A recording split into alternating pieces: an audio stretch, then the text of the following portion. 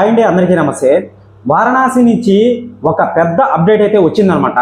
So Rajamouli గారి పాయింట్లో చూసుకున్నట్లయితే, మహేష్ బాబు గారి పాయింట్లో చూసుకున్నట్లయితే ఇన్ఫర్మేషన్ ఏమో చిన్నది, కానీ దాని ఇంపాక్ట్ ఎలా ఉంటుందంటే ఎవడ కొడితే మైండ్ బ్లాక్ దిమ్మ తిరుగుతో ఆడే మహేష్ బాబు, సరేనా? సో ఆ విధంగా ఉందన్నమాట. ఆ ఇన్ఫర్మేషన్ విధంగానే మైండ్ బ్లాక్ అయింది నాకు ఒకసారిగా.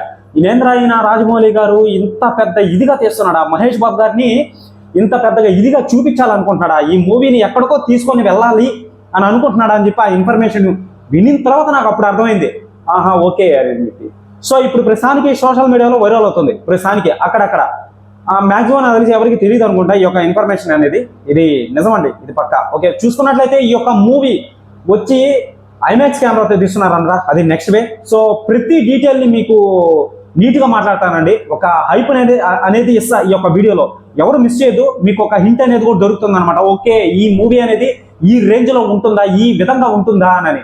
సో అదనమాట, ఎవరు మిస్ చేయొద్దండి. ఛానల్ని సబ్స్క్రైబ్ చేసి బెల్ ఐకాన్ని ఆన్లో పెట్టుకోండి. ఇక చూసుకున్నట్లయితే మన మహేష్ బాబు గారు వైజాగ్లో దిగాడు అనమాట. చిన్న షెడ్యూల్ అనేది ఏదో ఉందని చెప్పి, ఓకేనా? రాజమౌళి గారి టీము, వారణాసి టీం కూడా మహేష్ బాబు గారితో కలిసి మన వైజాగ్లో, మన ఆంధ్రప్రదేశ్లో ఉన్న వైజాగ్లో అయితే దిగడం అనేది జరిగిందనమాట. అక్కడ ఒక చిన్న షెడ్యూల్ అనేది పూర్తి చేసుకున్న తర్వాత నెక్స్ట్ ప్లాన్ ఏంటంటే ఆగస్టు ఫస్ట్న ఈ యొక్క అవతార్ 4 ఇప్పుడు వచ్చింది 3 పార్ట్స్ అనమాట. జెమ్స్ కెమెరాని తీశారు కదా. సో అవతార్ 4 అనే మూవీ, అవతార్ పార్ట్ 4, ఓకేనా? సో ఆ మూవీ స్టార్ట్ అవుతుంది, అది అక్కడ అమెరికాలో స్టార్ట్ అవుతుంది అనమాట. వారణాసి టీము, మన రాజమౌళి గారు, మళ్ళీ వచ్చి మన మహేష్ బాబు గారు. సో రాజమౌళి గారు మళ్ళీ వచ్చి మహేష్ బాబు గారు కంపల్సరీ ఉంటారు అక్కడ. మహేష్ బాబు గారు ఏమో తెలియదు, కానీ వెళ్తే వెళ్తాడో లేకపోతే లేదు. సో మన రాజమౌళి గారు కంపల్సరీ ఉంటాడు అనమాట. అది ఉంటాడు దేంట్లో బ్రో అంటే మూవీలో కాదండి. సో ఆ షెడ్యూల్డ్లో అంటే అవతార్ 4 అనే మూవీ తీస్తున్నాడు కదా జేమ్స్ కెమెరాన్. సో ఆగస్టు 1న స్టార్ట్ అవుతుంది, అది ఆగస్టు 1న స్టార్ట్ అవుతుంది. అదంతా మనకి ఎందుకురా బాబు, వారణాసి అప్డేట్ చెప్పరా అని అంటే వస్తా అక్కడికే ఉందన్నమాట. సో మెయిన్ లాజిక్ ఏంటంటే మన రాజమౌళి గారు వారణాసి టీము అక్కడ సందడి అయితే చేస్తారనమాట. అది పెద్ద డాక్యుమెంట్ లాగా తీసి రాజమౌళి గారు అప్పటి నుంచి ఇప్పటి వరకు ఎవరితో మాట్లాడారు, ఏంటి, ఏ డైరెక్టర్లతో మాట్లాడారు, సో ఏ డైరెక్టర్లు సపోర్ట్ చేస్తారు ఏంటి అని చెప్పి ఒక డాక్యుమెంట్ లాగా తీసి అక్కడ ఉన్న అవతార్ 4 సెట్లో ఎవరైతే మన వారణాసి టీం సందడి చేస్తుంది కదా, సో ఆ సందడి మొత్తం రికార్డ్ చేసి నెట్ఫ్లిక్స్ ఏదైతే ఉంటుందో ఆ నెట్ఫ్లిక్స్ ఒక డాక్యుమెంటరీగా క్రియేట్ చేసి ఒక వీడియో రూపంలో మనకు చూపిస్తుంది. ఇది అప్డేట్ అనేది. సో నెక్స్ట్ అప్డేట్ ఏంటంటే అది ఆగస్టు 1న జరుగుతుంది అనమాట. సో ఆగస్టు 9న మహేష్ బాబు గారి బర్త్డే అనుకుంటా, క్లారిటీగా తెలియదండి, ఏమనుకోవద్దు, నేను ముందే చెప్తున్నాను. మహేష్ బాబు గారి బర్త్డే అనమాట. ఆ మహేష్ బాబు గారి బర్త్డేకి ఒక పెద్ద స్పెషల్ అనేది ఉందని చెప్పి తెలుసుకోవచ్చు. సో ఇంకో వెంటనే ఆగస్టు 15న ఇండిపెండెన్స్ డే అనమాట. సో అప్పుడు ఏదైతే ఉంటుందో ఆ అమెరికా సైడు సో పెద్ద ఈవెంట్ని క్రియేట్ చేసి రాజమౌళి గారు సో అక్కడ పెద్ద షో అనేది ప్రదర్శించి వారణాసి టీం గురించి చెప్పబోతున్నాడు అని చెప్పి తెలుస్తుంది అనమాట. ఇది నెక్స్ట్ అప్డేట్ అనమాట. ఇదంతా జరిగేటప్పటికే అయిపోతుంది, ఒక 3-4 నెలలు అయిపోతుంది అనమాట. ఆ నెట్ఫ్లిక్స్లో ఆ యొక్క డాక్యుమెంటరీ చూడడానికి రెడీగా అయితే ఉన్నాను అనమాట. ప్రతి డీటెయిల్ని నేను వదలనండి, మీకు వీడియో రూపంలో అందిస్తాను అనమాట. దీంట్లో హైప్ ఎక్కడ ఉందా అని అంటే తెలుస్తుంది. ఇప్పుడు ఇక్కడి నుంచి అసలు పాయింట్ మీరు వినాల్సింది. సో మెయిన్ లాజిక్ నేను ఆల్రెడీ లాజిక్ లెస్లు అన్నీ చెప్తాను అనమాట. సో ఇక్కడ చూసుకున్నట్లయితే ప్రతి వీడియోలో చెప్పేదే అనుకోవద్దు, చెప్పాలి. ఎందుకంటే ఈ యొక్క వారణాసి మూవీ గురించి ఫస్ట్ టైం మన ఇండియా షేక్ అయ్యే అవకాశం ఉంది కంపల్సరీ, ఖచ్చితంగా. ఎందుకంటే ఇదేమి పాన్ ఇండియా లెవెల్లో రీజనల్ మూవీ అయితే కాదండి, గ్లోబల్ మూవీ, ఓకేనా? Global movie. భూమి మీద ఉన్న ప్రతి ఒక్కడు ఈ యొక్క మూవీని చూసే అవకాశం ఉంది. దానికి తగ్గట్టుగా ఐమాక్స్ కెమెరా, సో హాలీవుడ్ వాళ్ళతో కొలాబరేషన్ అయిన యానిమేటెడ్ మోషన్ క్యాప్చర్ డిజైన్, ఓకేనా? ఈ యొక్క డిజైన్ ఏం చేస్తుందంటే ఎవరైతే ఒక క్యారెక్టర్ వారణాసి మూవీలో యాక్టింగ్ చేసేటప్పుడు పైన డాట్లు ఉంటాయి, మీకు తెలిసిందే. CGIకి VFXకి దాన్నే వాడతాడనమాట. సో ఆ యొక్క యానిమేటెడ్ మోషన్ క్యాప్చర్ అన్ని డిజైన్ వీడియో రికార్డ్ చేసి ఒక్క డాట్ని 3 కెమెరాలు 4 కెమెరాలు లేదా 2 కెమెరాలు అయితే షూట్ అయితే చేస్తుంది. 360 డిగ్రీల్లో కెమెరాలు అయితే పెట్టేస్తారనమాట. సో హై విజువల్గా చూపించేదానికి మనకు రాజమౌళి గారు బాగా ట్రై చేస్తున్నాడు అని చెప్పి క్లారిటీగా తెలుస్తుంది ఈ యొక్క వారణాసి చూస్తున్నట్లయితే. సో దీంట్లో ఏది వినబడినా కానీ మైండ్ బ్లాక్ అవుతుంది. జస్ట్ సింపుల్ ఒక చిన్న పాయింట్ అనేది చెప్తాను.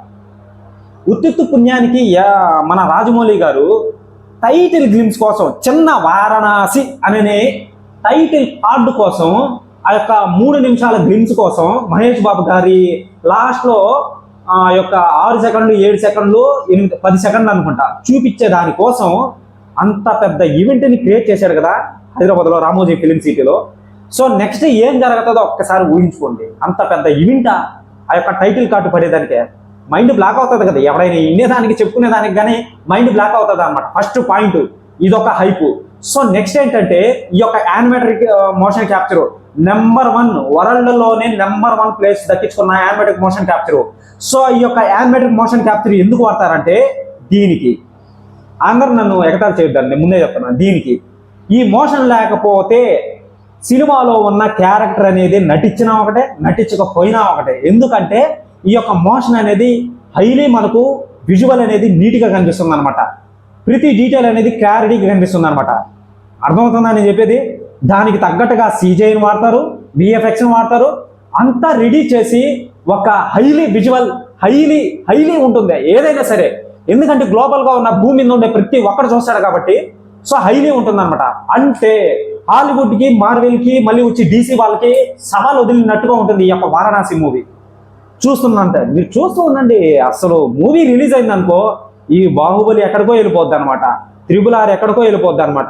మన ఇండియన్ మూవీస్ ఏవైతే ఉంటాయో, దంగల్ మూవీ హైలీ కలెక్షన్ చేసిన మూవీస్ ఏవైతే ఉంటాయో అవన్నీ పక్కకి వెళ్ళిపోతున్నాయి. అంటే అవేం తక్కువేం కాదండి, మన ఇండియన్ చరిత్రని తిరగ రాసిన మూవీ ఏదైతే ఉంటుందో అది బాహుబలి, ఒప్పుకుంటా నేను. సో దానికి మించి జరుగుతుందని ఈ యొక్క వారణాసి మూవీలో తెలుస్తుంది అనమాట. సో దానికి తగ్గట్టుగా ఈయన మన రాజమౌళి గారు, సో విజేంద్ర వరప్రసాద్ గారు రాసిన స్టోరీ ఏదైతే ఉంటుందో, సో కలియుగం చూపిస్తారు, ద్వాపర యుగం చూపిస్తారు, సత్యయుగం చూపిస్తారు, మళ్ళీ వచ్చి అంటే చిన్న చిన్న చిన్న డాట్లుగా ఎక్స్ప్లెయిన్ చేసేస్తారనమాట. త్రేతాయుగం చూపిస్తారనమాట. ఈ యొక్క త్రేతాయుగం అంటే ఏంటంటే రాముడు రావణాసుడికి జరిగిన యుద్ధం. ఆ యుగంలోకి ఎలా వెళ్తారు మన మహేష్ బాబు గారు? టైం ట్రావెల్, ఓకేనా? ఒక పోర్టల్ రూపంలో, ఒక బ్లాక్ హోల్ రూపంలో 1 సెకండ్లోకి వెళ్ళిపోవచ్చు అనమాట. దానికి తగ్గట్టుగా ఒక ఎలిమెంట్ అనేది ఒకటి ఉంటుంది అనమాట. అది సోలమైన కావచ్చు, ఏదైనా కావచ్చు అనమాట. ఒక పెద్ద శక్తిని తీసుకొని వెళ్ళే అవకాశం ఉంది ఒక నంది ద్వారా. చెప్పలేము, అంటే నేను ఇదేం చెప్పట్లేదు.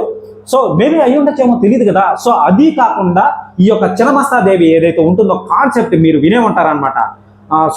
సుషన్మ నాడి, పింగాళ, అవి ఇవి 3 బ్లడ్లు అని చెప్పి మీరు యొక్క గ్లిమ్స్లోనే చూసే ఉంటారనమాట. సో అది 3 తలలు ఇలా పట్టుకొని బ్లడ్లు అనేవి వస్తుంటాయి 3 దారాలుగా. సో ఆ యొక్క కాన్సెప్ట్ అనేది ఉంటుంది. సో అది కాకుండా మన మహేష్ బాబు గారి యాక్షన్ అడ్వెంచర్ చూస్తాం అనమాట. ఫస్ట్ గ్లోబల్గా తిరిగి టైం టోటల్గా ఎలా చేస్తాడు ఏంటి అని చెప్పి ఆ మూవీలోనే మనం చూస్తాం అనమాట, ఓకేనా? సో దానికి తగ్గట్టుగా మన రాజమౌళి గారు ఒక సెంటిమెంట్ అనేది ఉంటుంది కదా మ్యూజిక్ పరంగా. సో బాహుబలి లాస్ట్ పార్ట్లో మీరు చూశారు కదా, బాహుబలిలో ధర అంధ్రానే నందిని అని చెప్పి ప్రభాస్ గారు నంది మీద చేయి పెడతాడు, అదే శివలింగం మీద చేయి పెడతాడన్న ఆ యొక్క చిన్న ఎమోషన్ అనేది ఎలా ఉంటుంది? తీయడం అనేది పెద్ద ఇది కాదు, దానికి తగ్గట్టుగా మ్యూజిక్ని యాడ్ చేస్తారే అనమాట. ఆడియన్ గుండెల్లో చెలరేగుతుంది, ఉప్పొంగుతుంది అనమాట. సో అదనమాట. చూస్తూ ఉండండి బ్రదర్. వారణాసి గురించి ఎటువంటి అప్డేట్ వచ్చినా కానీ నేను ఎటువంటి కాంప్రమైజ్ అయితే అవ్వను అనమాట. సో మీకు వీడియో పరంగా అందిస్తాను. జూన్ 1న, అదే ఆగస్టు 1న ఒక డాక్యుమెంటరీ, ఓకేనా? సో అవతార్ 4 సెట్లో మన వారణాసి మూవీ సందడి చేయబోయే డాక్యుమెంటరీ వీడియో పరంగా నెట్ఫ్లిక్స్ వదులుతుంది అనమాట. సో ఆగస్టు 9న మహేష్ బాబు గారి బర్త్డే అనుకుంటా, నాకు తెలియదండి. దీంట్లో ఆగస్టు 9 ఏదో స్పెషల్ అయితే ఉంది. అది మహేష్ బాబు గారి బర్త్డే రోజు వదులుతానని చెప్పి తెలుస్తుంది అనమాట. సో అది గ్లిమ్స్ అయినా కావచ్చు, ఏదైనా కావచ్చు, సంథింగ్, నేను గ్లిమ్స్ అని చెప్పట్లేదు, సంథింగ్ స్పెషల్ ఏదైనా కంపల్సరీ ఒకటి ఉంటుంది కంపల్సరీ. సో అది మన జేమ్స్ కెమెరాన్ చేతులుగా గుండా జరుగుతుందని చెప్పి తెలుస్తుంది అనమాట. ఇంకో మెయిన్ పాయింట్ ఏంటంటే ఆగస్టు 15 ఇండిపెండెన్స్ డే రోజు సో ఒక పెద్ద స్పెషల్ అనేది ఉంటుంది. అది ఒక పెద్ద ఈవెంట్ని ఆర్గనైజ్ చేసి యూఎస్ఏలో ఒక పెద్ద ఈవెంట్ని వారణాసి గురించి చెప్పబోతున్నాడు రాజన్నాడు అనమాట. సో ఇక చూసుకున్నట్లయితే ఈ యొక్క CCXV ప్రమోషన్ వీడియో ఏదైతే ఉంటుందో ఆల్రెడీ మీరు చూసే ఉంటారనమాట. ఒక ప్యానల్ని బుక్ చేసుకొని వెళ్ళి మన వారణాసి మూవీని గ్లోబల్గా ప్రమోషన్ అయితే చేసుకున్నాడు అనమాట. రాజమౌళి గారు కొడుకు కార్తికేయ ఒక గ్లిమ్స్ని కూడా చూపించాడు, మన గ్లిమ్స్నే చూపించాడు అనమాట. మనకు చూపించిందే గ్లిమ్స్ని చూపించాడు అక్కడ. సో ఈ యొక్క గ్లిమ్స్ ని యుఎస్ఏలో, కెనడాలో, మెక్సికోలో ఆ యొక్క గ్లిమ్స్ ని థియేటర్ ద్వారా ప్రదర్శించి ప్రమోషన్ అనేది చేసుకున్నాడు. ఆ యొక్క గ్లిమ్స్ బయటకు వచ్చిన తర్వాత ప్రతి ఒక్క యూట్యూబర్ అదర్ కంట్రీలు యూట్యూబర్స్ ఎవరైతే ఉంటారో ప్రతి ఒక్క యూట్యూబర్లు ఈ యొక్క వారణాసి గురించి, గ్లిమ్స్ గురించి రివ్యూస్ అయితే ఇచ్చారు. ఎగ్జాక్ట్లీ నేను చూసింది. ఎవరైనా సరే ఈ యొక్క మూవీ గురించి, హైప్ గురించి తక్కువగా మాట్లాడి ఈ వీడియో చూపించండి కంపల్సరీ, ఖచ్చితంగా ఇది మా వారణాసి మూవీ గురించి అని చెప్పి. ఓకేనా, అర్థమైందా, క్లారిటీయా? సో అదనమాట. మహేష్ బాబు గారి ఫ్యాన్స్ కి నేను ఒకటే చెప్తున్నాను బ్రదర్, ఎవ్వడు వెనుక తిరిగి చూసుకోవాల్సినంత అవసరం లేదు. పక్కా హిట్, ఇండియా షేక్ అవుతుంది కంపల్సరీ, ఖచ్చితంగా.